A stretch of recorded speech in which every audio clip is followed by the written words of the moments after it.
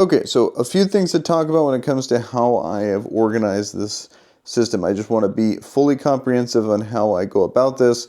I want to talk about holo cards like foils, on how they're pringled out. I want to talk about this full system here. I think this is probably pretty overwhelming if you're not familiar with how I do this. And then also like the equipment I use, and then also the system here when it comes to actually how to solve foil cards and what you can actually do about it if you actually care to do so. So first thing, foil cards for me, I just find them are a pain in the ass. I'll talk about them later. So I've just pulled them all out. Every single card here when it comes to a tournament setting, I'm just done with foil cards. I'm not going to bring them to a tournament, not going to run them in my main decks. They just are too annoying to deal with, but I will talk about it here later. Timestamp down below if you want to see how that is solved. So we'll get those out of the way. So what I use is these guys here. They're the BCW cases. I'll leave a link here if you guys want to check them out, but I like them because they are relatively small, easy to store, and then they have this kind of system here where you can cover the top and then they stack. So see right here, they can stack on top of each other, which is really nice. And then they have 2 rows here, size here. So normally what it does, it comes with these. And I can't stand these when it comes to organizing your cards. You could buy more, but see, notice how they have these kind of lips here on where they go. So you can't get fine-tuned.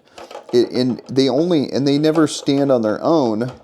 They stand just based on this. So if you have a card here, like let's say you have a whole stack of cards, I move this a little bit, then it falls over. Let's say I want to go to like the middle. There's an issue there. Don't like it. So that's why I made these. Very simple 3D design. Whole point is that they're big enough to where they kind of hold up on their own, so I can just sit them there, but then it organizes them enough to where I don't mind just taking them out and actually using them from there. And so you'll notice that there's 3 of a particular color. The reason why I do that is because it would just be standard aspect, like let's say green villain, green Harak. That's how I decided to do it. In the beginning, I ended up going by like rarity, which it just, when you're building, is just the dumbest thing ever. So that's why I go by that.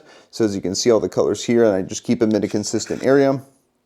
And then the whole set is for that particular set. So you're only really doing this once every 3 months, and the system allows it for when you get more cards in, you can easily sort them, so and you don't have to do it all at once. I usually get cards through just playing in local limited or drafts, so you just slowly build the collection, and then if I need particular singles, then I'll add those in as we go.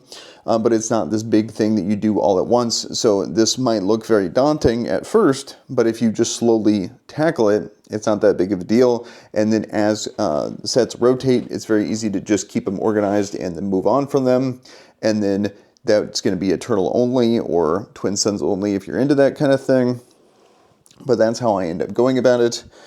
Down here is just leaders, bases, and either no aspect cards or heroic and villainy cards only.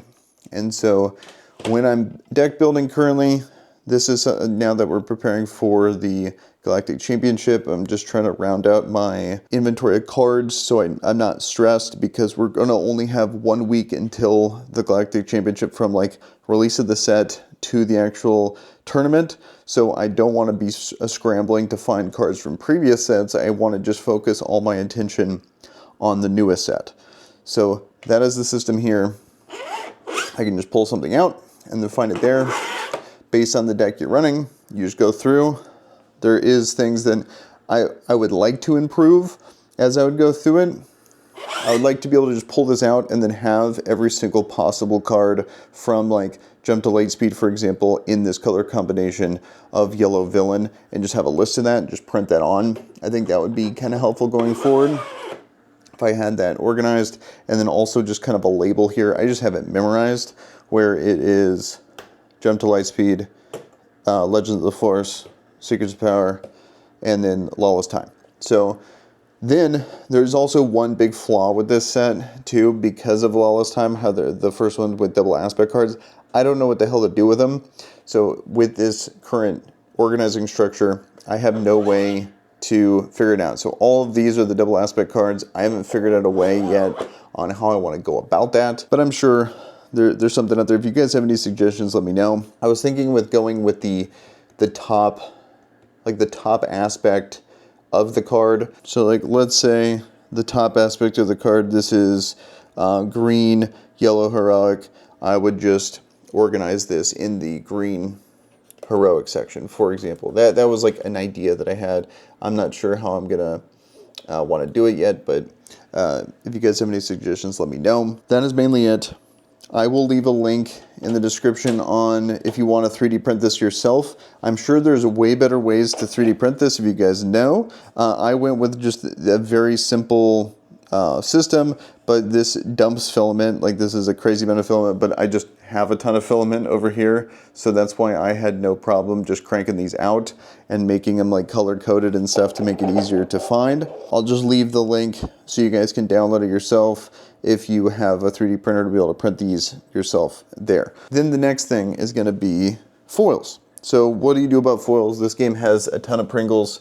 It's really frustrating on how bad it is when it comes to adjusting for this in your deck. Like, you are going to get flagged for this. I've seen multiple people in tournaments get a game lost because they count this as marked cards. I like a lot of the actual hollows. Like, I have a separate thing of ones that I actually consider valuable over here. For example, like, I would like to play, you know, with this. I think this is sick. But the main one, you know, like Galen is a really popular card now with Yoda, for example. This is something that people are playing in 3 of. I have 3 of Galens that I would like to play, but it's just too annoying to deal with. And then finally, Grogu back in the day in the other deck, like, I want to play it, but it's just too pringled out. So I've just given up on it. But what do you do about it if you actually care about it? So the first thing is understanding how this works. So let me take a card that's like not crazy valuable. I'll take this, put these back. So this is a humidity reader. So this is the percentage in my environment, 20%. So based on how this is actually curved is going to be, do you need to add moisture or do you need to remove moisture? And when it's curved like this, when it's full Pringle, that means you need to add moisture. And then what comes in there is going to be these packs here. So I super over, as you can see, here's my hydration. I probably need to go to like 45 to 50%. So you can just buy these on Amazon, but I bought these 72s.